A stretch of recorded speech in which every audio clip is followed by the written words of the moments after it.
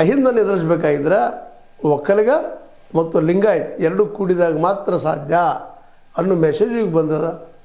ಈ ನೆಲೆಯಲ್ಲಿ ಯಡಿಯೂರಪ್ಪನವ್ರನ್ನ ಮತ್ತು ದೇವೇಗೌಡರು ಒಂದು ಮಾಡಿ ಆದರೆ ಯಾರು ಮುಖ್ಯಮಂತ್ರಿ ಆಗ್ತಾರೆ ಆ ಸಂದರ್ಭದಲ್ಲಿ ಯಾರು ಮುಖ್ಯಮಂತ್ರಿ ಆಗ್ಬೋದು, ಯಾರು ಉಪಮುಖ್ಯಮಂತ್ರಿ ಆಗ್ಬೋದು ಆ ಸಂದರ್ಭದಲ್ಲೇ.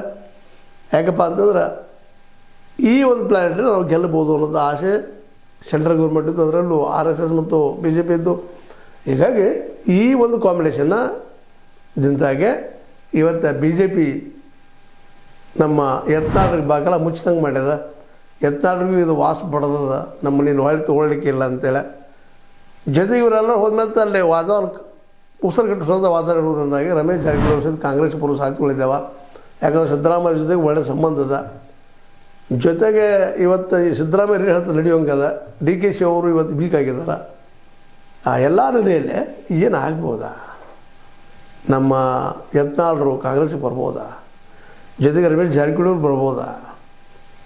ಸೌದಿಯವರು BJPಗೆ ಹೋಗ್ಬೋದಾ? ಅದೇ ಕಾಲಕ್ಕೆ ಕತ್ತಿ ಮತ್ತು ಸೌದಿಯವರ ಮುಂದಿನ 2028ರಲ್ಲಿ ಬೆಳಗಾವಿ ಜಿಲ್ಲೆಯಲ್ಲಿ ತಮ್ಮದೇ ಆದಂಥ BJP ಬಣ ಕಟ್ಕೊಂಡು ಜಾರಕಿಹೊಳಿ ವಿರುದ್ಧ ಒಂದು ರಣತಂತ್ರ ಮಾಡ್ಬೋದಾ? ಇವೆಲ್ಲ ಆಗ್ಬೋದು, ಆಗದೇನೂ ಹೋಗ್ಬೋದು. ಯಾಕಂದ್ರೆ ರಾಜಕೀಯ ನಿಂತ ನೀರಲ್ಲ, ಹರಿಯುವ ನೀರು.